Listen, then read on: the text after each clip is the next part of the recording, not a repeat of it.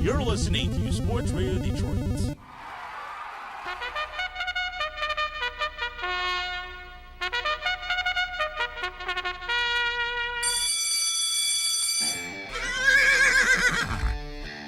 Sports Radio Detroit is proud to present the Whip and Neigh podcast on sportsradiodetroit.com SRD with your show host Pete Spivak, a broadcaster and horse racing handicapper, and Dana Garuder, a sports writer and horse racing handicapper. This episode welcomes guest host Aaron Hayes, who's a freelance horse racing writer and handicapper.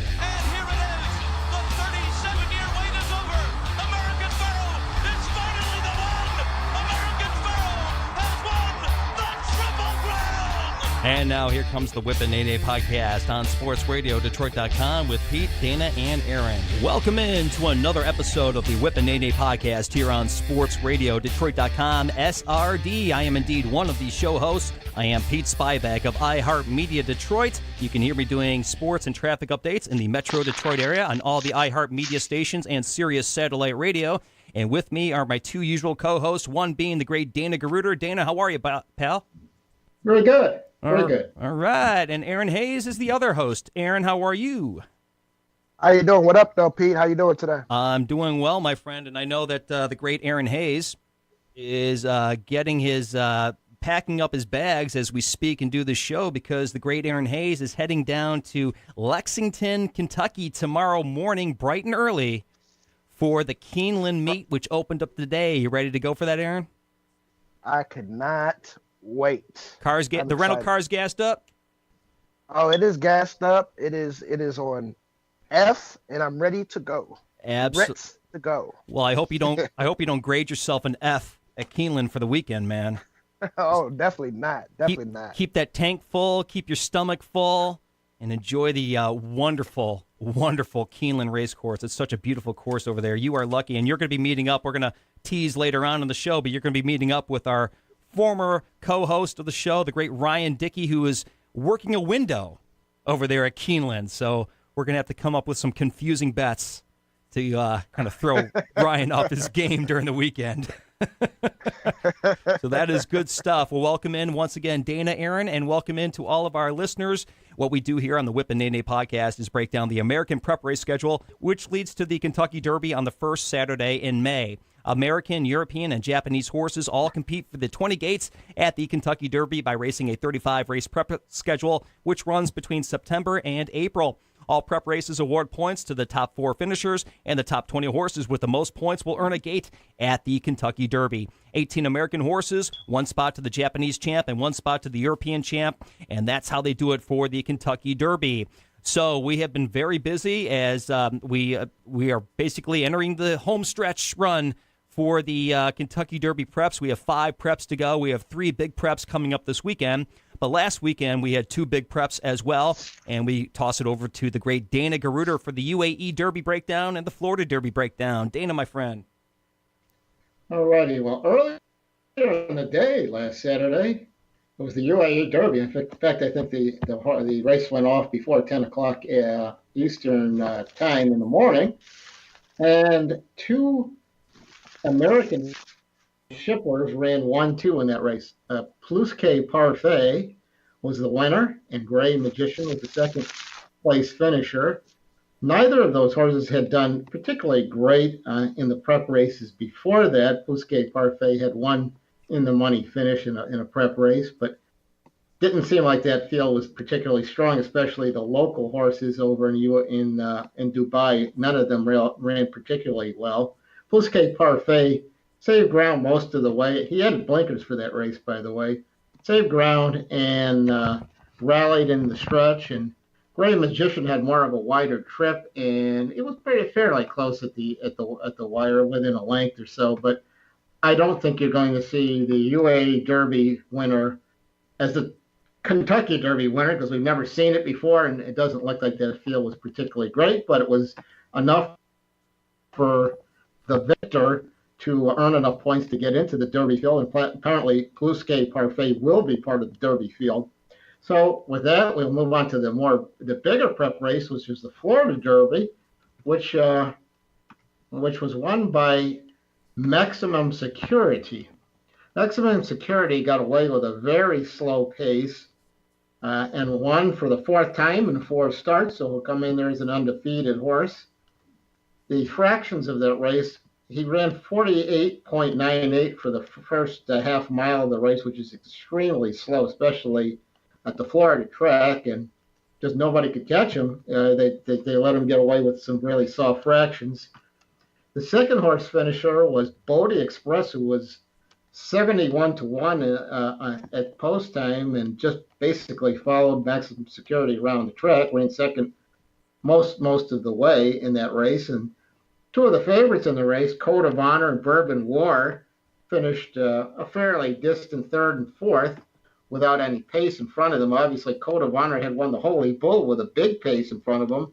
He didn't get that pace in this particular race and finished a non-threatening third. And the big news otherwise in that race was Hidden Scroll, who was the favorite and had been highly touted after a big maiden win, showed virtually nothing. He tried to stalk this race and came up completely empty in the stretch, so that's kind of set it up for Maximum Security to go wire to wire. So we'll see we'll probably see the top 4 finishers in that race in the Derby. And with that, I'll turn it back over to Pete. I appreciate your breakdown there, Dana. Thanks very much. And Aaron Hayes, you called it, man. You said Hidden Scroll is just don't worry about him, and you were right on that one. How'd you like the Florida Derby? Well, I kind of had a feeling about Hidden Scroll. I was unsure about his race tactics and how that was going to shape out. So I didn't think he was going to hit the board. But unfortunately, you can't make any money about picking horses that doesn't hit the board. But Maximum Security, I was completely shocked by that. He got everything his own way up front, but he had very slow fractions, and that's what kind of worries me going into the Derby. But he was able to steal it on the front end, very slow fractions, and when they turned for home, he was gone. So much, like I said, I give credit where credit is due. He definitely won the race, won it easily. But I don't think I will be playing him in his next race in the Kentucky Derby. I hear you on that. Any comments also on the Plouska Parfait in the UAE? Not too much. Only reason because I have a hard time pronouncing his name. Plouska Parfait.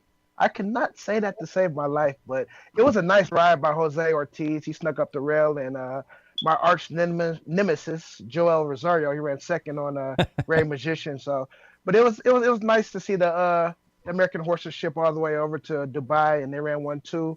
I don't know how much damage they'll do in the Kentucky Derby, but it was nice to see them ship on over there and get a piece of the pie. Well, your favorite Joel Rosario is going to be riding a very good horse. We won't make mention of which horse it'll be, but you know which horse it's going to be, and we'll be talking about that one later on.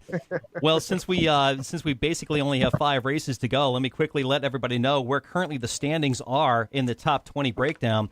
Right now, I do also, before I get into the top 10 or our top 20 breakdown, I want to remind folks that when you look at the top 20, if you take a look at the past 5 years since they started the point system, it really seems to be about 40 seems to be the cutoff. So really, when you look at the list, any horse that has about 40 points or just a little bit over should be an automatic entry into the field. Right now, Plouska Parfait is on top at 104 points. By my standards, is at 100 points. And also Maximum Security at 100 points. So those 3 are definitely in. Code of Honor is 4th at 74. War of Will has 60 points. He's number 5. Long Range Toddy is sitting at 6 with 53.5. Cutting Humor is the 7 with 50. Heichel and Tacitus, they also have 50. They're 8 and 9. Game Winner has 45, and he is 10. So that's pretty much where we stand. Now 11 Gray Magicians at 41, 12 Spinoff, and 13 Boat Express. They're both at 40. So that's really the cutoff point right now, and that sort of leads us into the only piece of news for the week, and that is that the Japanese champ, Master Fencer, with 19 points, is accepting his invitation to the Kentucky Derby. So we're basically down to 19 posts with 5 races to go. That is the news. The Japanese champ, Master Fencer, is coming over to take a shot at the Derby. So he's got 19 points. Katsume Yoshizawa is the owner of Master Fencer, so we'll see how the Japanese champ does in the field of 20. So that is what's happening. Gentlemen, any comments on Master Fencer coming over, starting with Aaron? I have no idea about Master Fencer. I'm gonna have to educate myself on him. But if a Japanese horse is eligible to come on over and wants to get into the Kentucky Derby, he's more than welcome to. So hey, we'll see. I hear you on that because usually the overseas shippers don't do too well. Dana, any comments? Well, when I see a European or shipper from Dubai come in and win the Derby, I probably won't have money on them because I've never seen it before. I mean, we've seen horses. The UAE Derby winner has been in the Derby for probably about the last 20 years, and we've never seen any. I think none of them have finished in the money. Right. So I'm skeptical until we see one of those horses do something. I think the last shipper that won the Derby was Canonero in 1971 or Jesus. something. Neigh, I can't remember. Were you dusting off the old encyclopedia over there for horse racing? My goodness sakes, that's quite a memory you got there, Dana. I watched a horse race. Oh my God, that's quite a memory you got there. Reaching all the way back to 1971. Clear those cobwebs out of your brain, man. That's awesome stuff.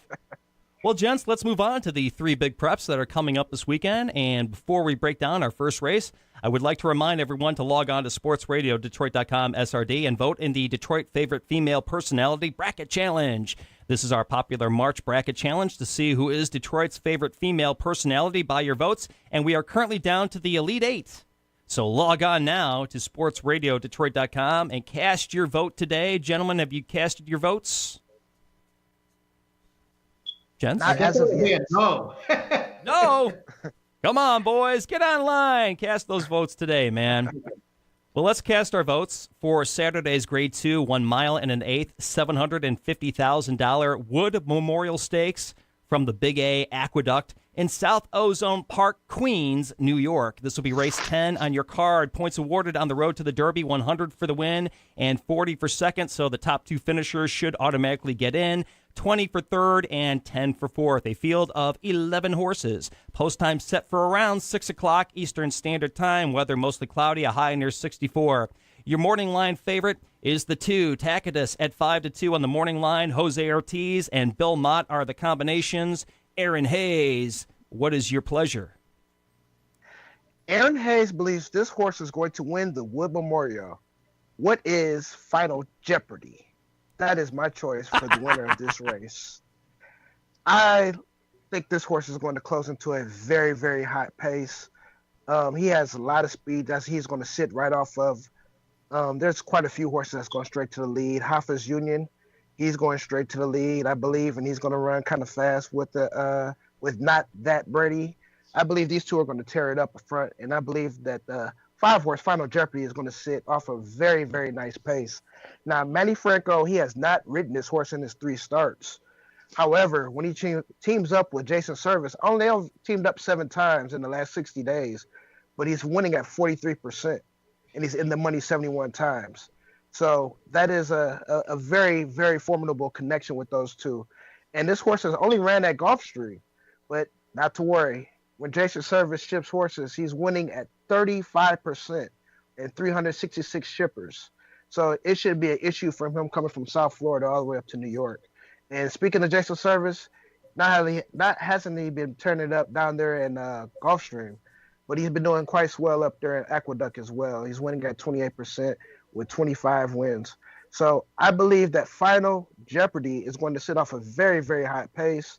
And I believe that he's going to close right into the lead. This horse is kind of similar in his running style, not his running style, but similar to Maximum Security of how he's came up.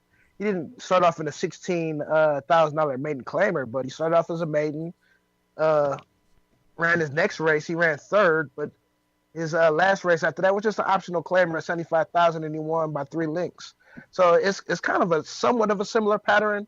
Not as similar as Maximum Security, but they're under the same barn as in Jason Service. So I believe that Final Jeopardy is going to have a very, very nice pace to sit off of, and I believe that he's going to close into it quite well. This is going to be his first time going 2 turns as well as Maximum Security, but this is going to be his first time going 2 turns, and I think he's going to set off a very swell pace.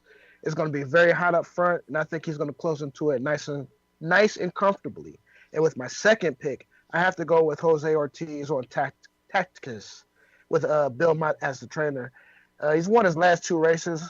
Jose has always been on him, but they did have a win over the Aqueduct Surface on a good track, breaking his maiden back in November. They gave him some time off, and he came back and he closed into a very, very high pace at the Tampa Bay Derby. And those fractions were very fast. They went 22 and 3, 45 and 4.5, 109 for 6 furlongs. And he sat off the pace and he closed very well from off the pace. He was at least 10 lengths off, and he closed to win by a length and a quarter. So I believe that Jose, who's ridden him every single time in his 3 races, and he's 1-for-1 at Aqueduct, I think that he's going to be quite sit pretty much the same spot as Final Jeopardy. I think they will be pretty much in the same arena as far as stalking the pace. I just believe that Final Jeopardy will get the first jump on Tacticus. But I do like him with Jose coming back to ride, and he's winning at 20%. It's only 10 races though, but he's winning with 20% when he rides for Bill Mott. And Bill Mott is also winning at 20% with second-time Lasix, and that's out of 70 races. So that's a nice little sample size right there. So I think that Tacticus will be able to run second right behind Final Jeopardy. And for my third choice, I'm going with Outshine, who happened to run second behind Tacticus in the Tampa Bay Derby. That was his first time going 2 turns, running at Tampa Bay. For some reason, I think I have a reason why he didn't win that race. It's probably because Johnny V got off of him and Joel Rosario got on him. And that's maybe, I don't know, maybe it's just a Aaron Hayes conspiracy theory. I don't know. But he did run decent though. He sat off the lead. Didn't really close too tough into the lead. Really ran even, but despite that, he did pull off a second place in the Tampa Bay Derby going 2 turns. Johnny V gets back on board, and this is a very high percentage. It's the same as Manny Franco with Jason Service, but he's winning at 43% with Todd Pletcher. This is in 35 starts. So that is a very high win percentage when they do team up, and it's in the money 71% of the time and 77% in the time in the money when he's running a route. So Johnny V is definitely the one to look at when he comes back to Aqueduct with Todd Pletcher. And Todd Pletcher is winning at 30% on the second time route. So this horse gets back to running a route for a second time, and he gets Johnny V back aboard. And these 3 horses pretty much all have a similar pace. I think they will all sit tactically probably within 3.5 to 6 lengths off the leaders, which should be a very high pace, which Outshine and Tacticus definitely had in their last race. And I believe that they will all be coming down the stretch, closing pretty much in uniformity. But I just believe that Final Jeopardy with Jason Service will get the jump on Tacticus and Outshine. So those are my top 3 picks for the Wood Memorial. It's Final Jeopardy on top. Behind them in second will be Tacticus. And third will be Outshine with Johnny V, the 10 horse. And with that being said, I'm going to pass it over to Dana. All righty. Well, I like Outshine in this race. Pletcher Velasquez combination. It's hard to pass up for a wide open field. The race in the Tampa Bay Derby was pretty solid considering it was his first start around. It was also his second, or actually it was a second 3-year-old start. And he stalked the pace there. The pace was really fast. I mean, it was a 109 and 2 for 6 furlongs, and that really set it up for a deep closer who happened to be Tacitus. But I think Outshine is going to get a little bit better trip here just because I don't think the pace is going to be that hot. And I think he's going to win this race and be one of the contenders for the Derby. I also like Final Jeopardy. Service is, putting up crazy numbers, whether you think he's a legit trainer or doing something illicit or whatever, but he won with maximum security in the Florida Derby, so he's red hot. And the speed figure he earned in that optional claimer that he won out in Gulfstream was pretty solid, so I like him for second. And then my third choice is going to be Tax, the horse on the rail who won the Wither Stakes. He's done nothing wrong. He's run strongly in all of his starts. And know, he's got a good post position. He should be able to save a lot of ground and make a run there. But I question the quality of the field and the withers. So, as I said, my top three is going to be Elkshine, Todd Fletcher's horse, followed by Final Jeopardy and Tex. And with that, I'll switch it to Pete. I appreciate your breakdowns there, gentlemen. Thanks very much. Yeah, it's a pretty crazy field coming up here for Saturday's Grade 2, 1 mile and an eighth, $750,000 Wood Memorial Stakes from the Big A and Aqueduct. Before I get to my picks, I just want to let everybody know what I think the race pace is going to be. I really see the 1, 3, 6, 7, and 11, all five of those horses really trying to jump out there into the first tier and try to set a very strong early pace. I see the 5, 8, 9, 10 in the second tier doing the stalking job to see if they can wait for the leaders to tire out. And I see the 2 and the 4 being pretty much close to the back of the pack, looking to be the closers in the field with a very strong pace up front. I think the field contains a lot of strong finishers, which could cause a close finish and possibly even a stampede to the finish. I think you might see like about 5 horses all meet the line pretty much in a bundle, which is really going to make everybody's ticket, set you on edge for your ticket. It's really a tough race. I really think I love the post position for the 1 Tax, who won the Grade 3 Withers, but I don't think the field was very good for that Withers. Now, Tax is a strong horse with a strong finishing style and has already 2 races at the mile and an eighth distance under his mane, so that is definitely important, and the rail post can only help him out. So I really think that the 1 Tax is a horse that you really have to pay attention to at 9 to 2 on the morning line. The 2 Tacitus or Tacitus, or whatever they pronounce it, he won the Grade 2 Tampa Bay Derby, coming from 6th and closed steadily. What a really good horse.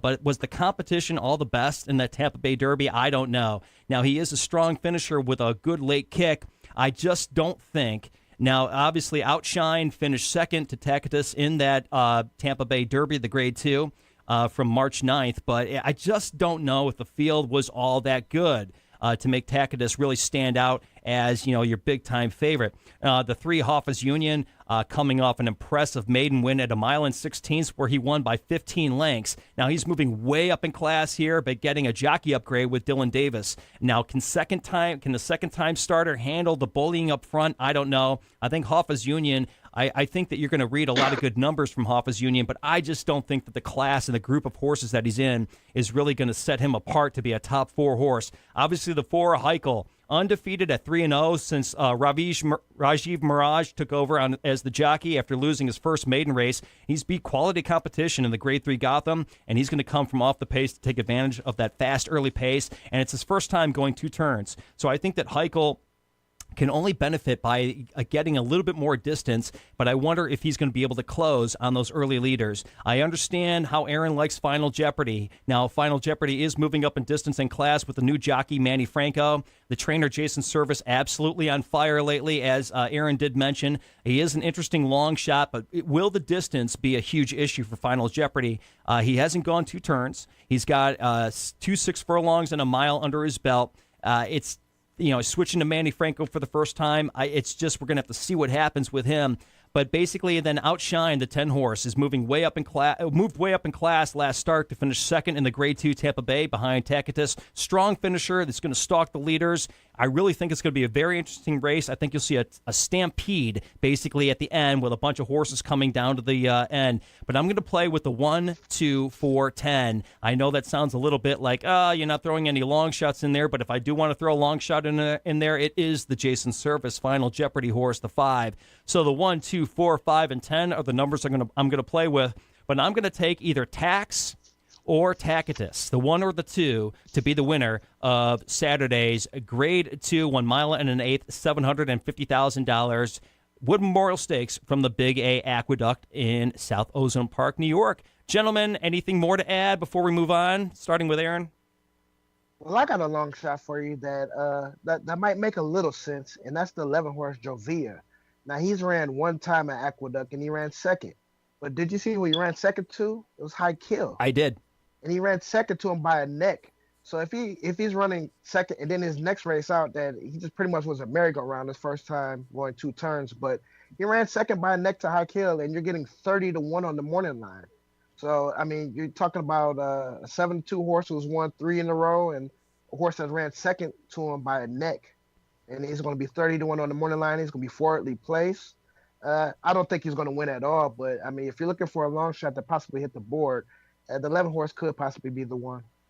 Gotcha. Well, it makes sense, but Jovia being so far out with the 11 hole and looking to, Jovia likes to be on the lead. I just don't know if he's going to be able to make it and might tire himself out, but I hear what you're saying. Dana, anything more you want to add? Yeah, I want to say the 1971 Derby winner was Canonero II, and he was from Venezuela.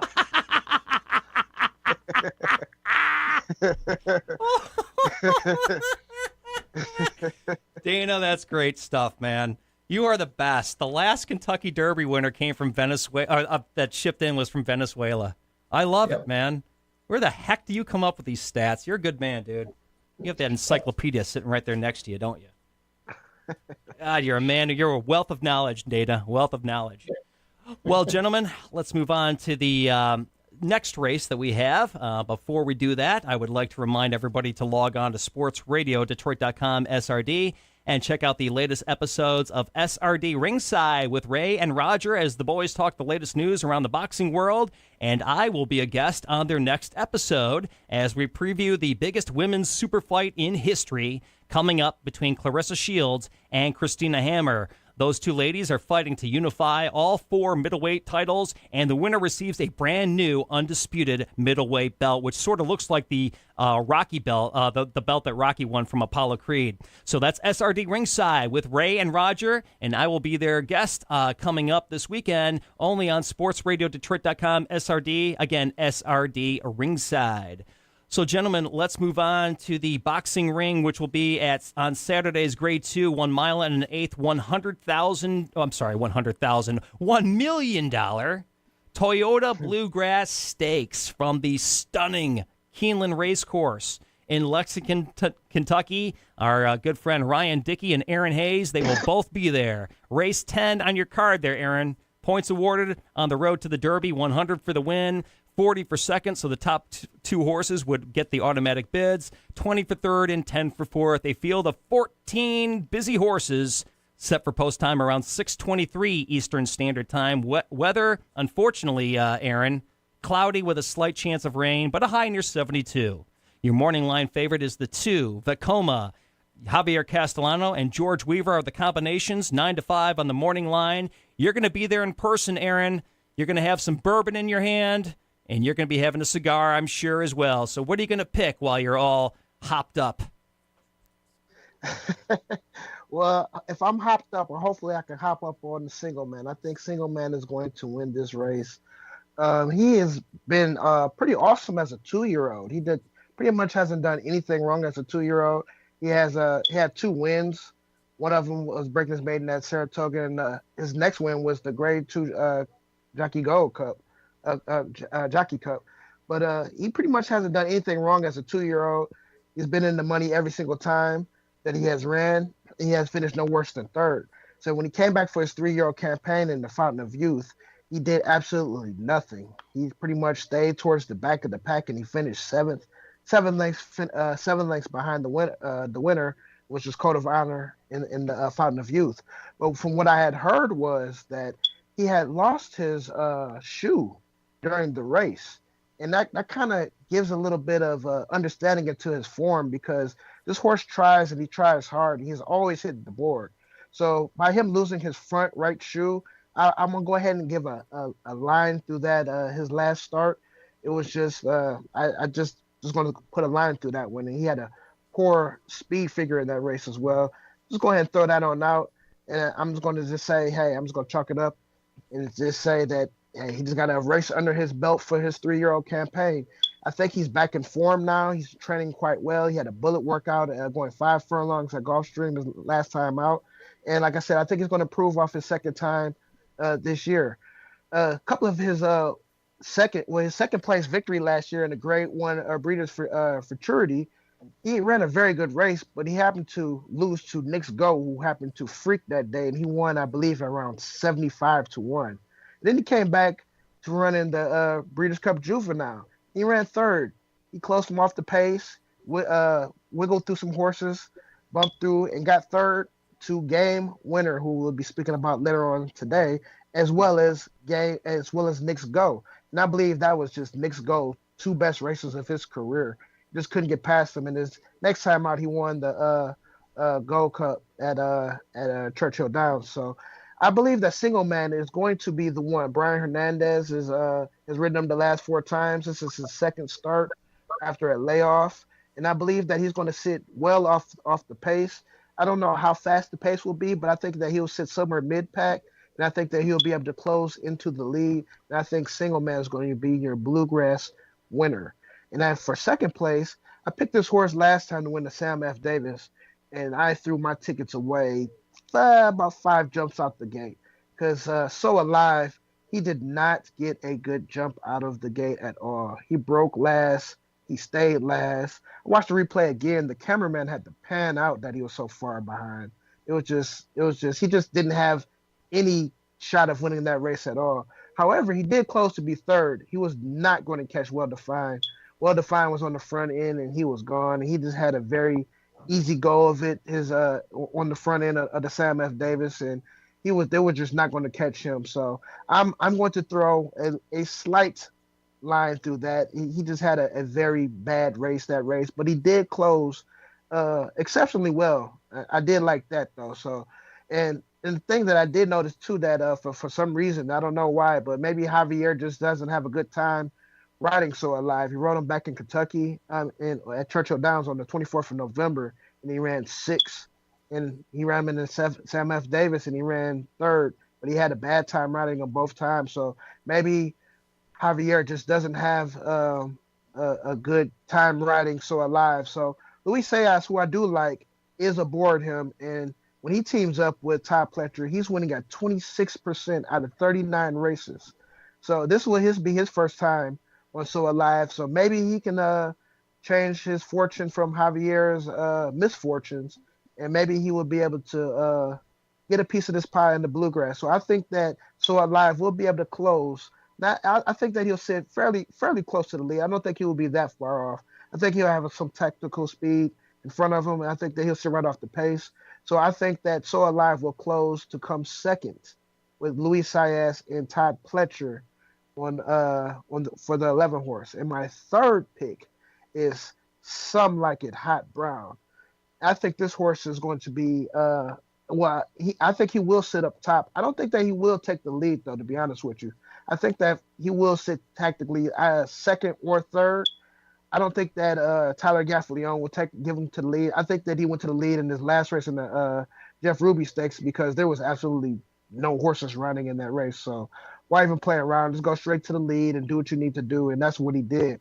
What I do like about this horse, though, is he has ridden twice at a mile and an eighth. Now, he hasn't ridden on dirt yet. His first time was on dirt, but it was on a sloppy track, and he just didn't like it at all.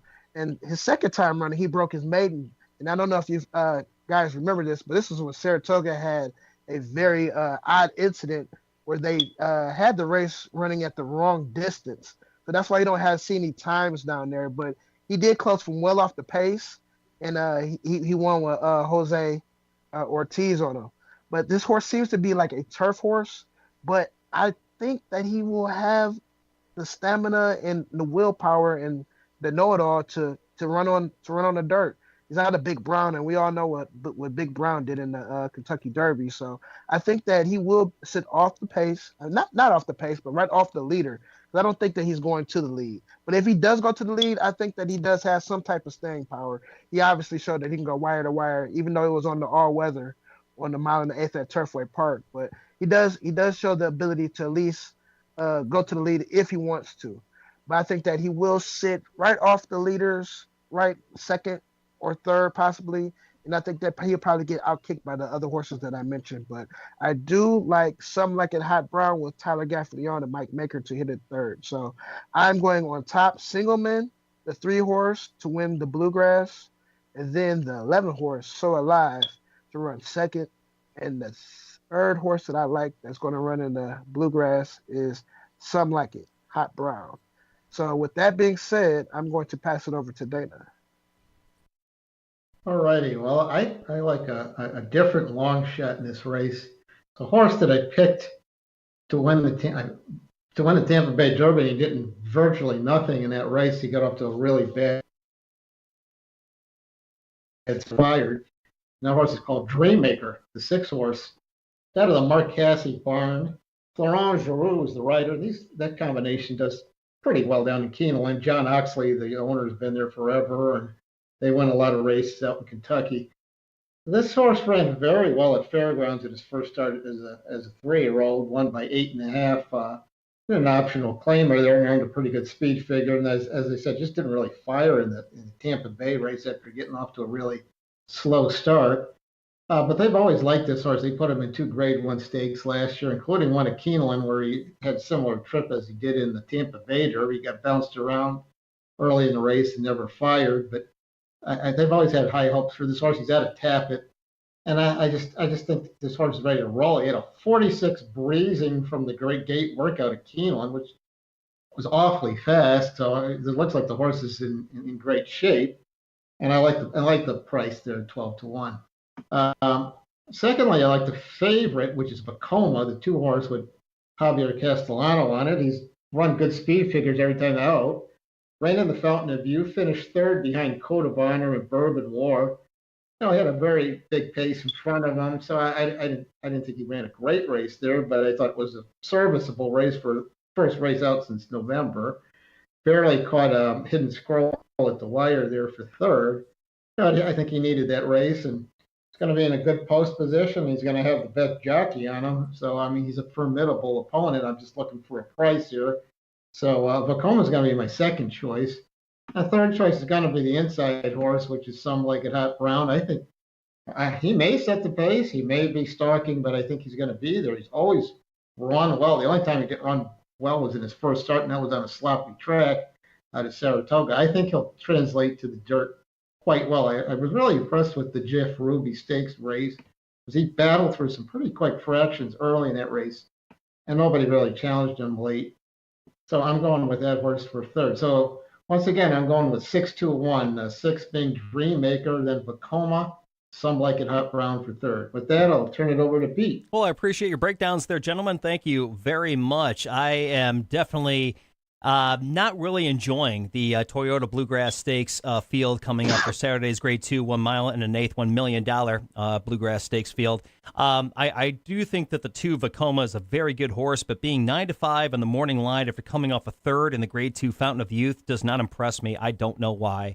I mean, I understand the optimism around Vekoma, but I mean, if you're going to be a 9-5 morning line favorite in a field like this, I would hope that 9-5 morning line favorite would have been coming off a win or some sort of like loss by a neck or by a head. I mean, to lose, to finish 3rd by 2 and 3/4 lengths in the Grade 2 Fountain of Youth last time out for Vekoma, I just, you know what?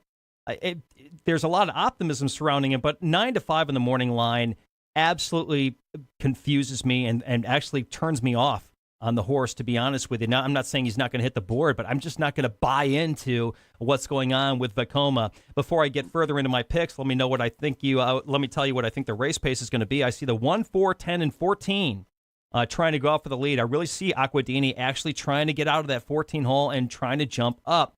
I see the 2, 3, 7, 8, 12, and 13 in the second tier. The 5, 6, 9, and 11 will be doing the work from the back. It's a really interesting field, but I also want to make mention that I don't think there's going to be a ton of front-end speed. So that really opens up for the winner to be from the second tier, which is why I think that Aaron is picking Signalman.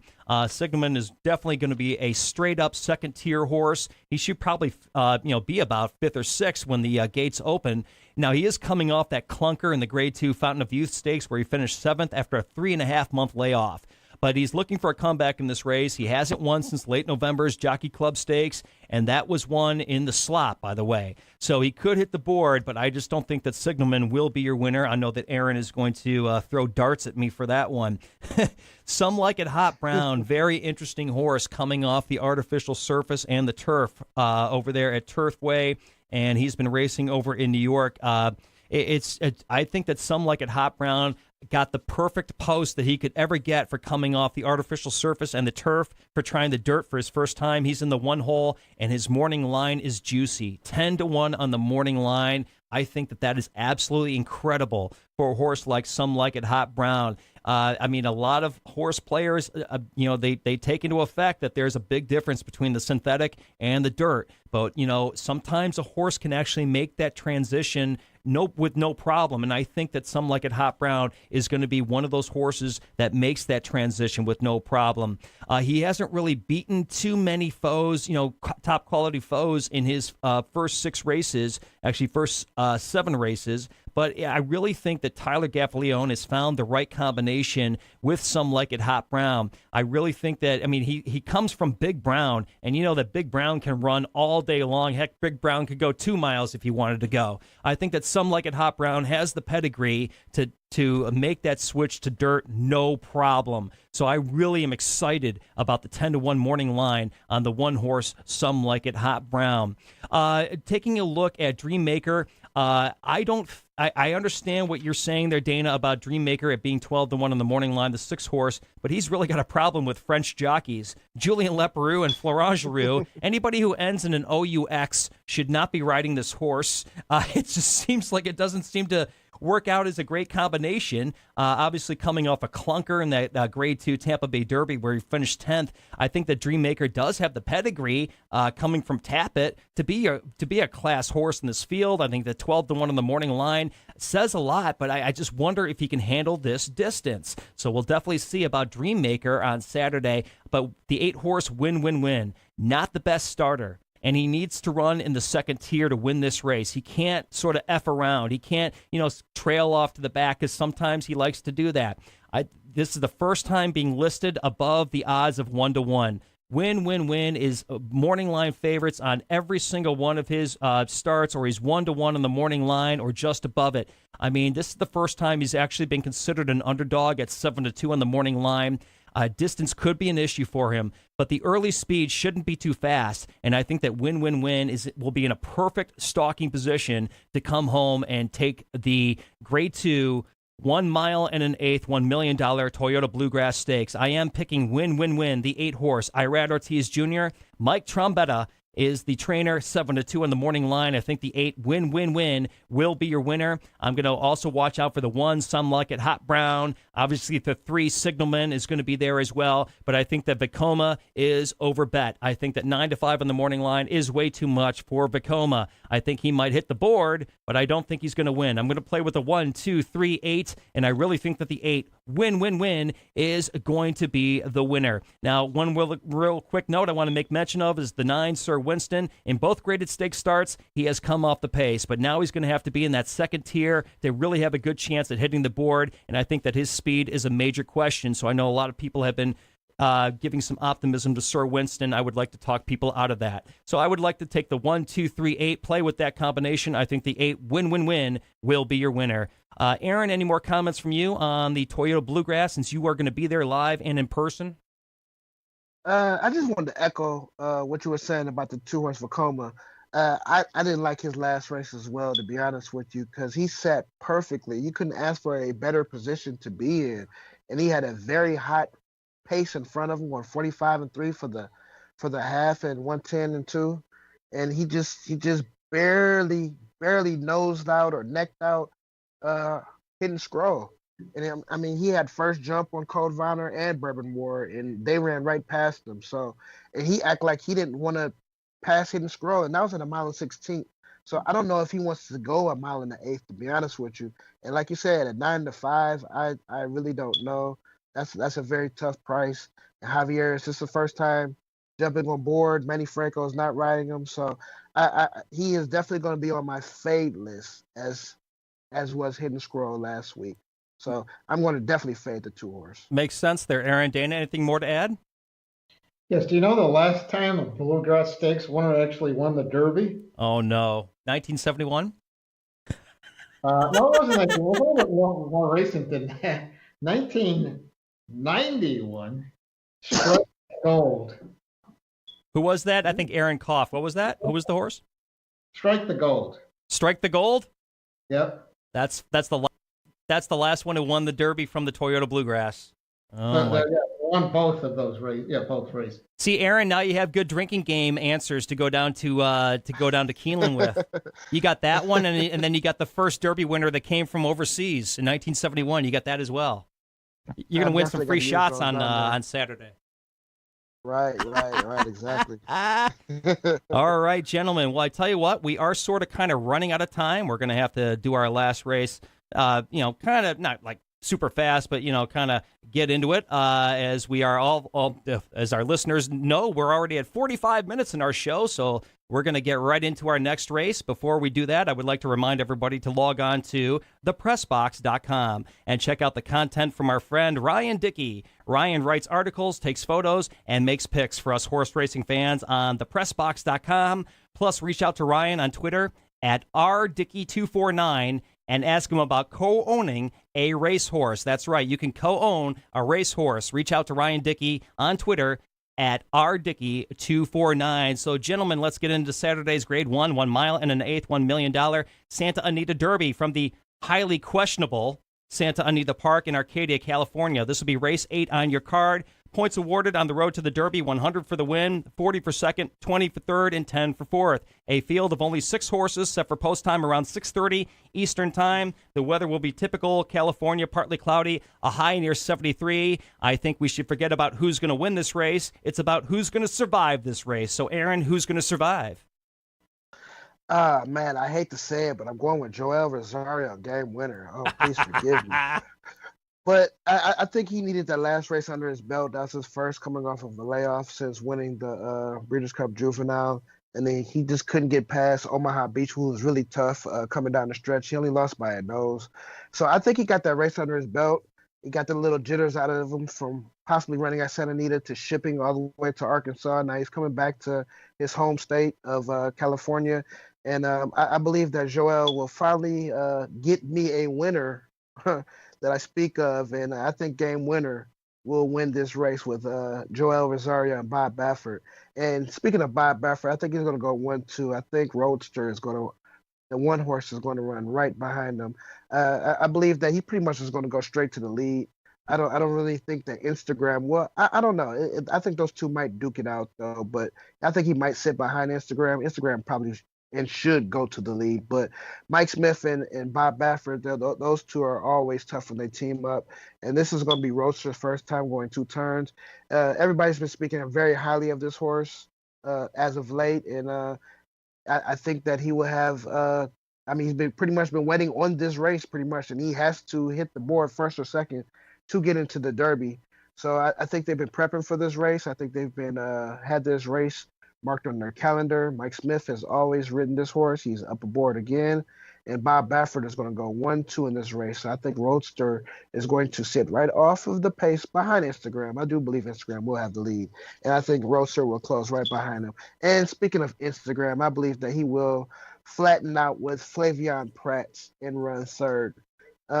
He shipped east as well from moving out of Santa Anita for possibly running out of there. So I could possibly go ahead and throw a line throughout that last race. That was his first time after a very long layoff. I'm sure he's probably getting his feet back under him now. And when he had his very first 2 runs, he won by 10 lengths on both of those. So he obviously does have front running speed, and he definitely can wire this field if he shakes loose. But I believe that game winner and Roadster, they're just going to be too tough. I believe Bob Baffert, he's no way that he's not, well, not no way, but he has to get these 2 horses in, at least one of them for sure. So I believe that game winner is going to win this race. I believe that Roadster will sit right off of Instagram and he'll run second. And I believe Instagram will put up a very, very good fight, but I believe that he will run third. So my picks for the Santa Anita Derby is the 6-game winner, 1 Roadster, and the number 5 Instagram with Flavion Pratt. So with that being said, I'm going to pass it over to Dana. All right. Well, I don't have a whole lot to say about this race other than I think Game Winner's the best horse in the race. I mean, he won on the Breeders' Cup Juvenile last year, and he lost by a nose in that Rebel Stakes, but that was his first start of the year. Earned a pretty solid speed figure. I think he's going to stalk Instagram and catch him in the stretch. I think Instagram is going to get the lead here, and I think he'll hold on for second. But not a very exciting betting race, if you will. I think it's going to be the favorite and probably the second favorite underneath them. So beyond, I'm just going to pass it right over to Pete because I don't think there's much Yeah, I know what you mean, Dana. I mean, it's more really to say about this one. Yeah, I know what you mean, Dana. It's really hard to, I mean, because it's like sort of like a Belmont Field. When you got, a pretty heavy favorite coming in that wins the Kentucky Derby and the Preakness, and then they go up against a couple of, throw out New York, locals that, just fill out the field pretty much, with Santa Anita being, obviously, the 22 horse deaths and everything like that. For a 100-point race, they only have 6 horses. I think that speaks a lot of where Santa Anita is obviously heading. But yeah, I think that the 2-year-old champ, the 6-horse game winner, will be the winner of the race 8, the Santa Anita Derby on Saturday, the 1 mile and an eighth, $1 million Santa Anita Derby. I really think that the 6-game winner is going to be your winner. Real quick, before I continue, the race pace will be like this. I do see the 1 Roadster and the 5 Instagram going for the lead. I think the 5 Instagram will gain the lead. The 3 and the 6 will be in the second tier, and the 2 and the 4 will be in the third tier. So I really think that game winner, who's going to be stalking the lead there in the second tier, I really think that game winner will come up on Instagram and win that race. I think that Instagram, with Flavian Pratt taking over as jockey, I mean, their owners for Instagram are hoping for a better run than last time out in the Grade 3 Gotham. He is moving way up in distance, which could be an issue. So I think that he's going to get tired, especially with all the bullying that will happen with Roadster and game winner. So I think that Instagram is basically the best. I think the best for Instagram is like a mile at max, maybe a mile and 16th. But I think that he'll get tired. I think that the 3 Nolo Contesto will be there as well. You got to remember that Nolo Contesto beat Omaha Beach in his maiden win. Now he's stretching out to a mile and an eighth, and that could only help his development. I think that the longer the distance, I think the better Nolo Contesto is. So I really think that he's going to be there in the end. Roadster, the former Baffert front runner for the Kentucky Derby, and just cannot seem to beat his mate game winner at short distances. Maybe the longer distance will help, but I really think it's going to be game winner on top, followed by the 1 Roadster, and then the 3 Nolo Contesto, as Instagram will get tired. So I'm playing with the 1, 3, 6. Obviously, just try to double up my money. Gentlemen, any more comments? For some reason, I have an odd feeling that if game winner doesn't win, I don't know why, or a Roadster. I just think that Instagram, he might do it. I don't think he will win, but I wouldn't be surprised if he just has some very slow fractions and load him to sleep and win. I don't think he'll do it, but if that happens, it'll be the curse of Joel Rosario. Gotcha. Dana? Yes, I have one thing. I vow to vote in the female personality contest before our next show. You're a good man. I really appreciate you. You're a good man. You're a good man, Danny. You can pick horses. Why can't you just pick girls? That's right. Well, I tell you what, you made mention of our next show, and coming up, gentlemen, is going to be our last prep race show. It's kind of hard to believe, Dana. No offense, Aaron, just real quick, because you joined us, late after Ryan left us. But Dana, here we are. We've made it from September all the way to April, dude. And coming up in our next show will be the last 2 prep races on the schedule. And one will be the Lexington from Keelan. It's only a 20-point race. And the other will be yours and Aaron's favorite, the Arkansas Derby from the retirement village of Aaron and Dana. They will get a room together and live together as 2 grumpy old men at Oak Lawn Park. So that'll be our next show, gents. So that'll be it, the Lexington and the Arkansas. So I really appreciate everybody listening in. Don't forget to tune into other shows and podcasts here on sportsradiodetroit.com, including the Out of Bounds podcast, Parsons and Slow, Pearson's Piece, The Set Piece, Spinning the Wheels, and Wings, Pistons, Lions, and Tigers SRD. And don't forget to check back for more of the Whip and Neigh podcast as the Triple Crown season progresses. So thanks very much to all of our listeners. Reminder, I am one of the show hosts. I am Pete Spivak of iHeartMedia Detroit. You can find me on Twitter at Son of USFL Dad. Dana, where can people find you? D. Garuder on Twitter. And Aaron? Hayes24 at Twitter. I appreciate your help from both of you. Thanks very much, and thanks to all of our listeners. And remember what Stan Laurel says, you can lead a horse to water, but a pencil must be led. Good luck, hail, and farewell. This has been an SRD production.